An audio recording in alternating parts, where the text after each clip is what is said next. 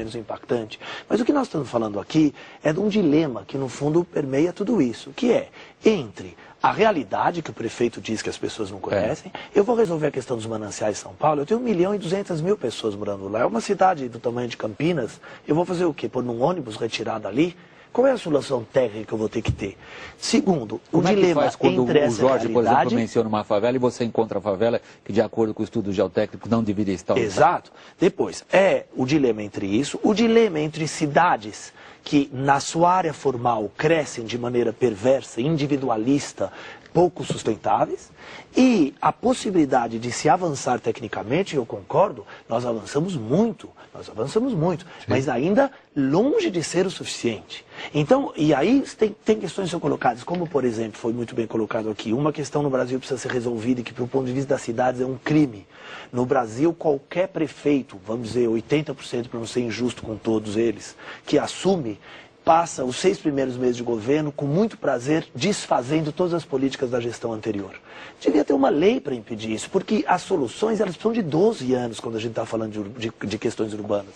A gente no caso de Santos você elogiou. Exatamente, porque lá por prefeitos diferentes é uma raridade isso acontecer no Brasil, da gente conseguir implementar intervenções técnicas que tenham uma perenidade suficiente para fazer essa transformação chegar. Agora, a questão que é preocupante é que a sociedade não se sensibiliza com isso.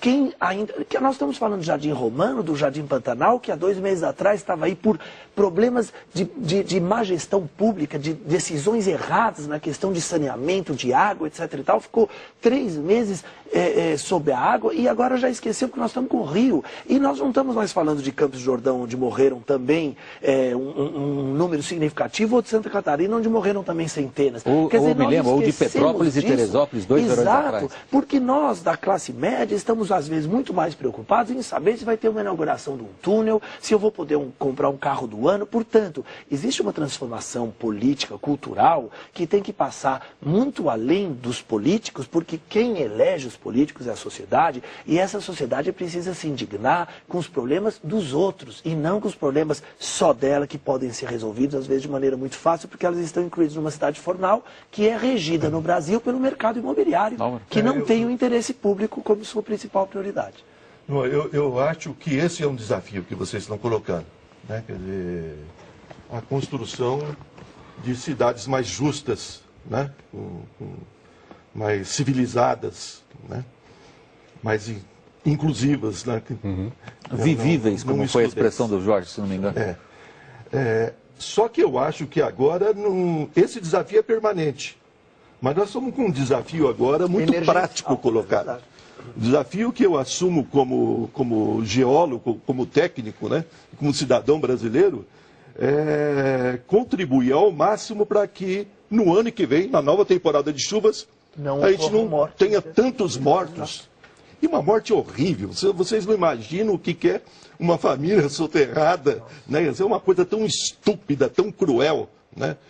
E do ponto de vista técnico e de gestão, é possível hoje que nós consigamos evitar que no próximo verão chuvoso haja repetição de tragédias tão dramáticas como essa.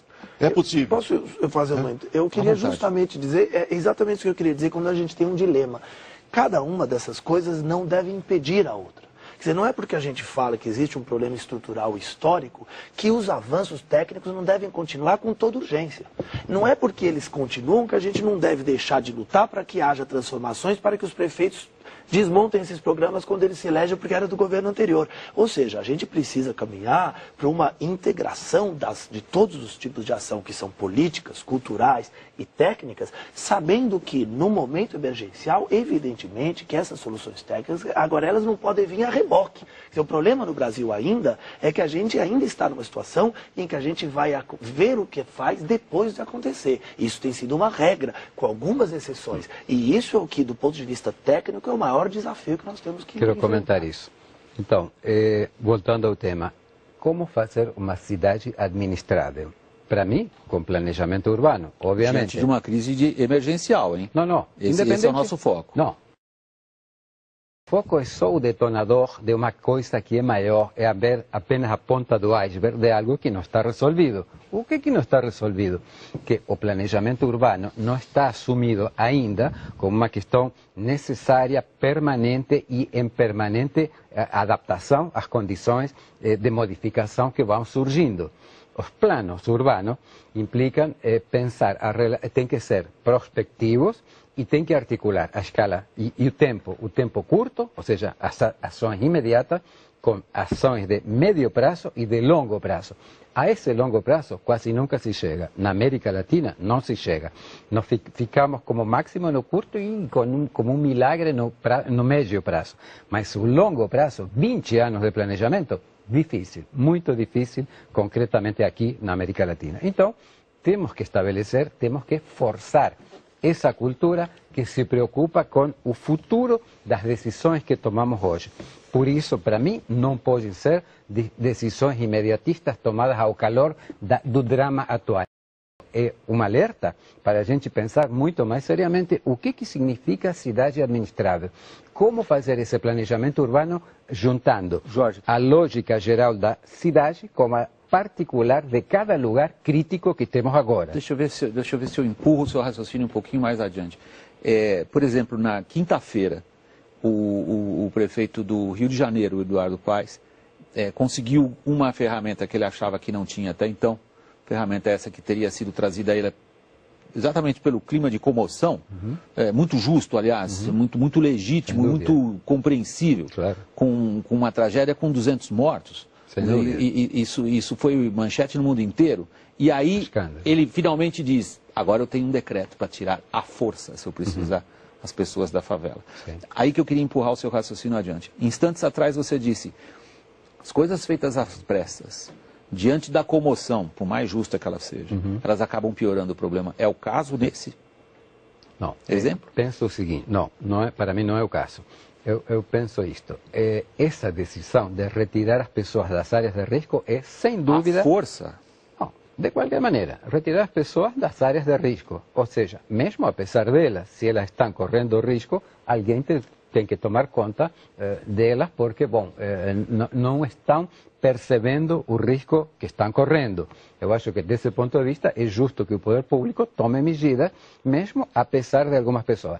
Mas o que queria marcar aqui é que os programas de urbanização de favelas só intervêm nas partes estáveis da favela, nas partes que não são áreas de risco. Nunca se urbanizou, quase nunca, uma área de risco de uma favela. Por isso, primeiro se faz a análise geotécnica, das condições existentes de solo, da estabilidade das construções, todo um estudo, um diagnóstico prévio, que é o que fundamenta todo. Isso foi assim desde o Favela Bairro até agora, até o PAC. Então, o que o técnico diz? Eu acho que... Bom, eu defendo muito o entendimento que há um desafio emergencial colocado para a área técnica, e ela que tem que dar sua colaboração para que... Não, porque o que o Jorge acabou de dizer assusta, né? No fundo, o que você está dizendo é que onde precisava ser feito nunca foi feito. Retirar as áreas de risco? Não, digamos, os programas tinham uma verba e um programa, digamos assim, de atuações. Nas áreas que foram, eu disse aqui que as áreas urbanizadas nunca incluíram áreas de risco, disse isso. Ou seja, não havia favela a ser urbanizada que não tivesse um nível de organização interna comunitária e, portanto, também uma parte instável dessa comunidade. E, precisamente, a urbanização começa por eliminar as partes instáveis, sempre. Eliminar as partes instáveis significa tirar as pessoas dali. Das áreas de risco. Correto. Mas não generalizável toda a favela. É não, nem eu fiz a generalização. Eu estou querendo descer a esse universo. Mas isso é um avanço na urbanização brasileira, porque até 20 anos atrás, favelas eram erradicadas. Claro, hoje em dia existe do Ministério das Cidades, do nível federal até o nível municipal, já um consenso de que uma favela não é uma favela, não é uma favela. A favela e não erradicar favelas, o que é um avanço, como o Álvaro já tinha colocado. Eu acho que o meio técnico brasileiro está maduro para alguns avanços e até a prática como uma nova cultura técnica desses avanços, né? A gente claro, a maior responsabilidade está na administração pública, seja ela municipal, estadual ou federal. Mas nós temos toda uma cultura técnica incorporada às nossas ações de engenharia e cometem